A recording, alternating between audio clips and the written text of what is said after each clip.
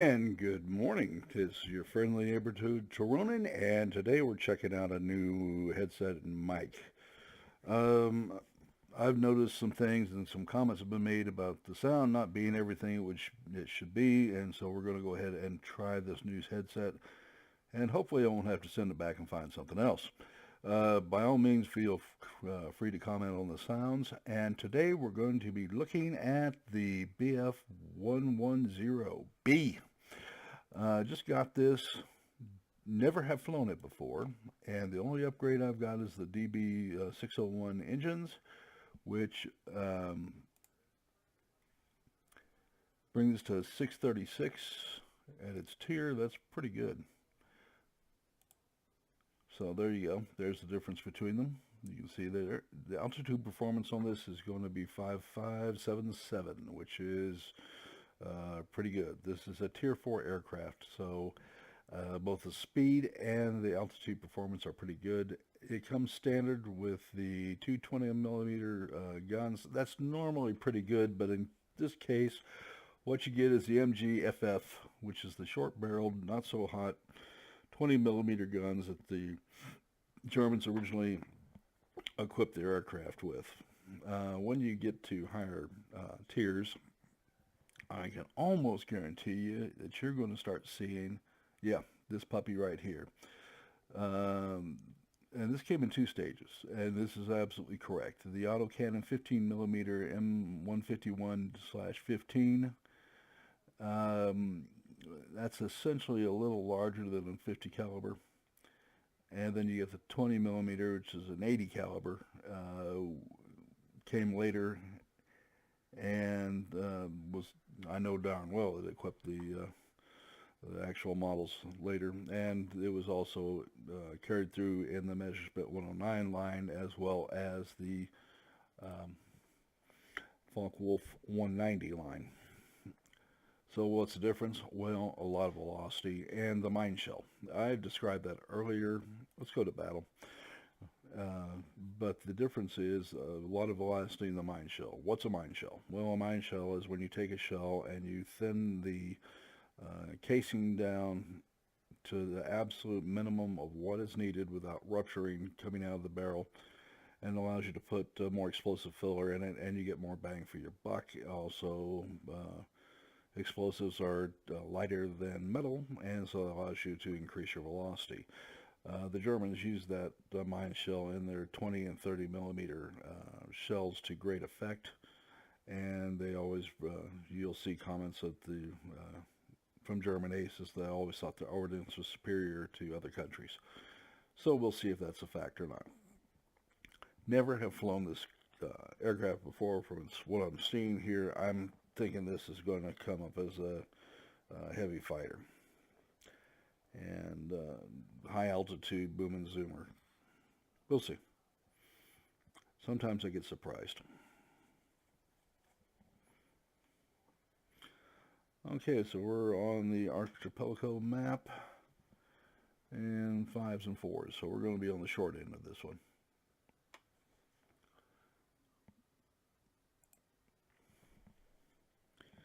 It does have a rear gunner on it, which is very strange for an aircraft this type. So, what was it used for historically? Well, it was a very successful aircraft, and it found a real niche as a night fighter, and as it was used as a heavy fighter. From everything I've read from the Allied aces, they'd love to see these things because that gave them the opportunity they needed to um, just murder these things. Now, the boost on this is spectacular, 30 seconds. And you can get some bombs on it so you can use it for ground attack like most heavy fighters. And that's kind of useful. And we're going to do the booming part of it. And we're going to go test out these guns. Nice guns. That's one I want to see. Now, you can't really turn this thing. I can tell just by the way it's reacting right now. It's not going to be a great Not going to be a great maneuvering aircraft. You try to use this thing against something like a Spitfire or Zero, any of the Japanese aircraft, and they're going to end up on your tail. And I've been behind these things too often to fool myself in any differently. So we're going to run off here, try to support the ground fighters, ground attack aircraft, multi-role fighters while they do their bit. And I'm going to be a nuisance to anything that tries to bounce them.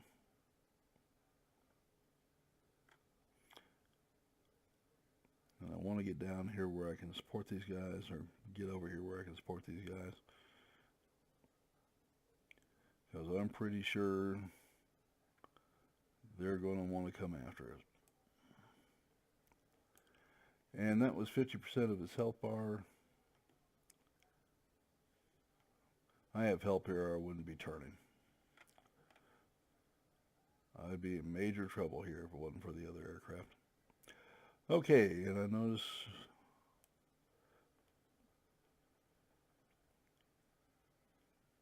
and that's the end of them. That to me is what a fighter's firepower is supposed to be, and it is nice. You got 4 machine guns with this as well. The 4 7.62s or 7.92s, I believe is what the Germans were using. Don't know how much you guys care, but if you ever want to look ballistically, just an interesting fact, you can take the British 303, you can take the German 7.92, you can take the American 30-06 and match them up ballistically, and it is just jaw-dropping how close their ballistics and actual performance is. It's like they all had all were working off the same sheet or something. Okay, I see an F4F over here, and can't really add that much to taking that base, but by God, I can add something to this. So I'm going to light this guy up. Now, an F4F is a multi-role. It's very tough, and if you get in front of its machine guns, it's supposedly only had 450s, but somehow I've seen P-51s that can't rip through an aircraft faster than this thing can. Than the F4F can, I should say.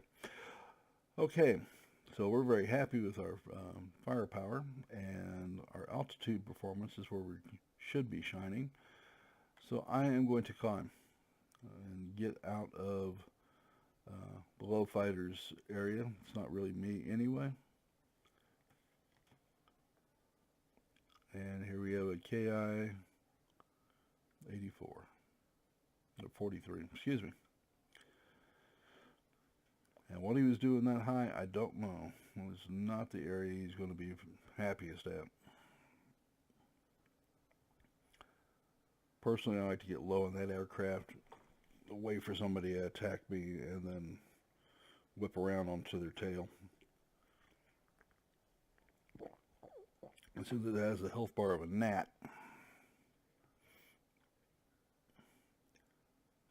that's a good use for it.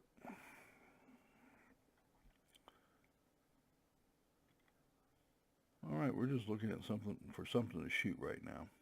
And I should be seeing an aircraft around here somewhere, and I'm not. Let's go look over here.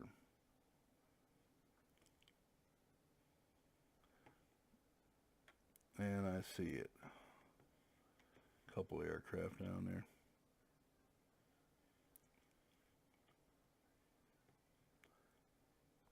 Spend more time looking on something. This is a BSH-2. Nice aircraft, no rear gun. And the problem with it is it travels so slow, it can be a real bear to get a good beat on and do real damage to. And you notice, I didn't do a whole lot of damage. That thing has got the hit points from hell. And we just lost our base. Not good. And I see a Blenheim. Okay. Don't get the idea that I'm upset or anything. And I'm going to try to boost away. Obviously, I got a lot of aircraft on me in a hurry.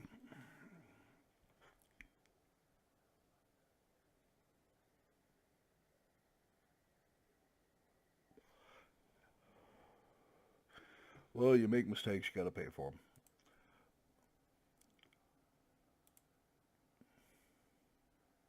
And I did, and I did. It also is a good demonstration of what not to do with this aircraft. As I told you, it's not a very good boom. It's a boom and zoom where it's not a good turn and burn.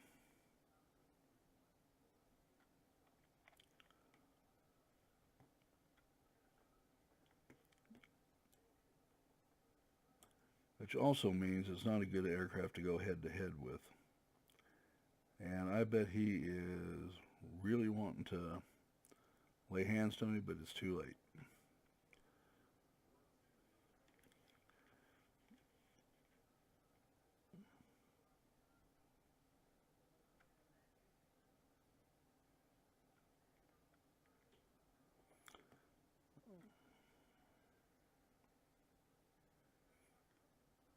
Alright, we're coming in to make a strafing run.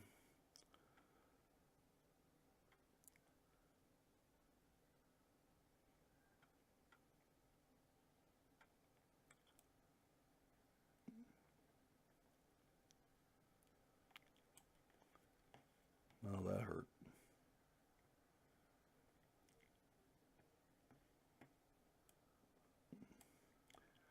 Oh, revenge is sweet. All right.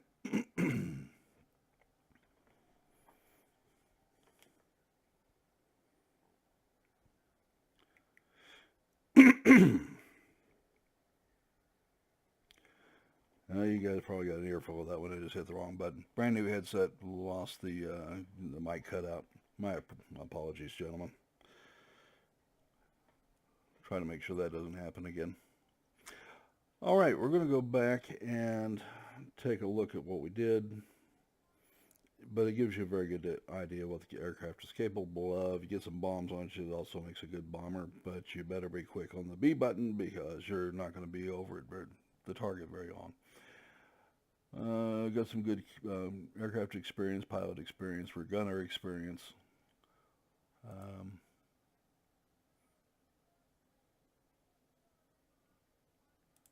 Mostly the important thing is assisted with 3, killed 1. There's the team score, came in lower 40%. I'll survive, first time in the aircraft. And there's your aircraft, your upgrades. You can get this immediately. You're going to want to get that.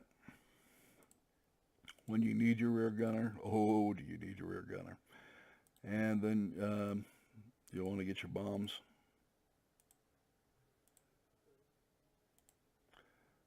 And then you're going to want to upgrade your machine guns when you can. You get a little more range out of them. You're going to see about the 300 feet difference between these two. Yeah, 400 foot difference in your effective fire range. And to the degree that you can, you want to make a one-pass kill or as close to one as you can get.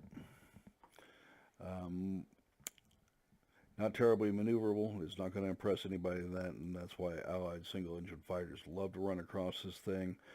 I would love to argue that its maneuverability isn't deserved, but from the accounts that I've read from pilots opposing this aircraft, you never wanted to be in front of it, and you wanted to face it in a single-engine P-51, the Spitfire, the P-47, the Tempest line, Typhoons, all love to see this aircraft because they would eat it alive. And that being said, it made a great bomber destroyer, great night fighter. It was a great aircraft for Germany. Used in the right role and used in the right way, I think you're going to be pretty happy with the aircraft. Okay, this is your friendly neighborhood Tironan. I'm going to ask you if you like the video, by all means, please do. And if you like the new mic, let me know, because I've got no way to know what you're hearing, and that's important to me. And subscribers. I need more subscribers, people. So if you can help me out, I'd sure appreciate it. And I'm humbly grateful for you watching the video. And I hope to hear from you and see from you soon. Bye-bye.